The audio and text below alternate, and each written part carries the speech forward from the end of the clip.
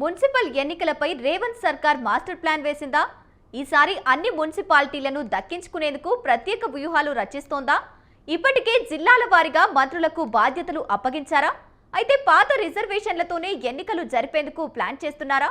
అటు అభ్యర్థుల ఎంపికపైన TPCC chief కు సీఎం రేవంత్ రెడ్డికి క్లారిటీ ఇచ్చేశారా? Let's watch.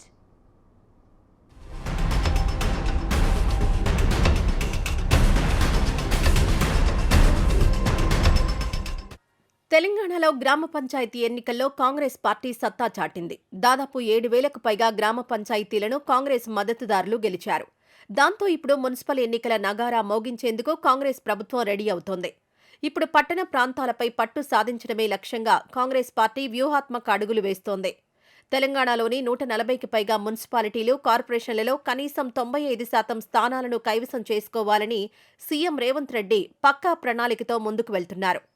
ఇప్పటికే పంచాయతీ ఎన్నికల్లో గెలిచిన ఉత్సాహంలో ఉన్న కాంగ్రెస్ పట్టణ ఓటర్లను కూడా తమ వైపు తిప్పుకోవాలని చూస్తోంది. రాష్ట్రంలో మున్సిపల్ ఎన్నికల షెడ్యూల్ ఏ క్షణమైనా వచ్చే అవకాశం ఉందని తెలుస్తోంది.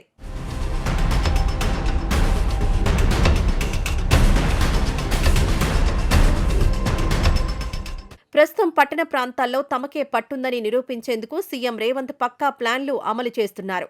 జిల్లాల వారీగా ఇన్ఛార్జ్ మంత్రులకు బాధ్యతలు అప్పగించడమే కాకుండా క్షేత్రస్థాయిలో పార్టీ బలాబలాలపై ఎప్పటికప్పుడు సర్వేలు చేయిస్తున్నారు.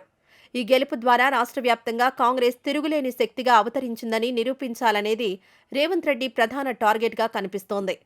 అటు ఎన్నికల నిర్వహణలో అత్యంత కీలకమైన ఓటర్ల జాబితా సవరణ ప్రక్రియను ప్రభుత్వం వేగవంతం చేసింది. జనవరి 2026 నాటికి కొత్తగా ఓటు హక్కు పొందిన వారిని చేర్చడంతో పాటు జాబితాలో ఉన్న లోపాలను సరిదిద్దాలని అధికారులను ఆదేశించింది. ఇప్పటికే వార్డుల వారీగా ఓటర్ల విభజన, రిజర్వేషన్ల ఖరారుపై కసరత్తు దాదాపు 90% పూర్తయింది. గతంలో బీఆర్ఎస్ హయాంలో జరిగిన వార్డుల విభజనలో కొన్ని అక్రమాలు జరిగాయని భావిస్తున్న కాంగ్రెస్ ఈసారి శాస్త్రీయంగా మరియు తమకు అనుకూలంగా ఉండేలా జాగ్రత్తలు తీసుకుంటోంది.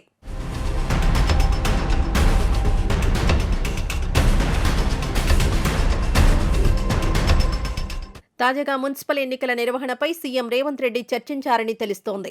అసెంబ్లీలోని సీఎం ఛాంబర్లో మున్సిపల్ ఎన్నికల సన్నద్ధత, అభ్యర్థుల ఎంపికపై టీపీసీసీ చీఫ్ మహేష్ కుమార్తో చర్చలు జరిపారు. అయితే అభ్యర్థుల ఎంపికకు సంబంధించి ఒక్కో వార్డులో కనీసం 6 బలమైన ఆశావహులను గుర్తించి వారిపై అంతర్గతంగా క్షేత్రస్థాయి సర్వే నిర్వహించాలని ఆదేశించారని తెలుస్తోంది. అటు ప్రజాభిప్రాయం ప్రకారం ఒక్కరిని బరిలోకి దింపాలని నిర్ణయించినట్లు సమాచారం. అలాగే పాత రిజర్వేషన్లతోనే ఎన్నికలు నిర్వహించే ఆలోచనలో ప్రభుత్వం ఉన్నట్టు తెలుస్తోంది. అంతేకాకుండా మున్సిపల్ ఎన్నికల్లో గెలుపు కోసం ప్రభుత్వం తన సంక్షేమ పథకాలను ప్రధాన ఆయుధాలుగా వాడేందుకు సిద్ధమైనట్టు తెలుస్తోంది.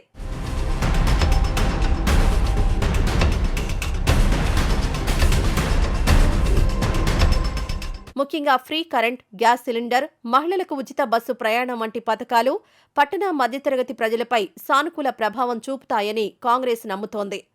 అటు మూసీ ప్రక్షాళన, హైదరాబాద్ మెట్రో విస్తరణ, పట్టణ మౌలిక సదుపాయాల కల్పన వంటి అంశాలను హైలైట్ చేస్తూ ఓటర్లను ఆకట్టుకోవాలని రేవంత్ టీం భావిస్తోంది.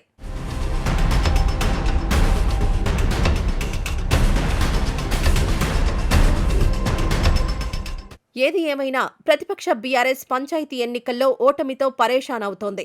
అటు కవిత ఎపిసోడ్ ఆ పార్టీని షేక్ చేస్తోంది.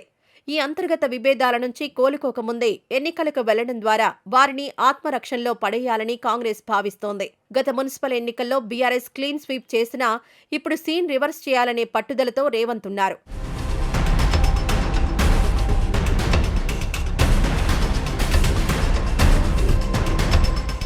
అటు బీజేపీ కూడా పట్టణ ప్రాంతాల్లో బలంగా ఉండడంతో త్రిముఖ పోటీ జరిగినా ఓట్లు చీలకుండా ఉండేలా లోకల్ సెంటిమెంట్, అభివృద్ధి కార్డులను కాంగ్రెస్ బలంగా ప్రయోగించబోతున్నట్టు ప్రచారం సాగుతోంది.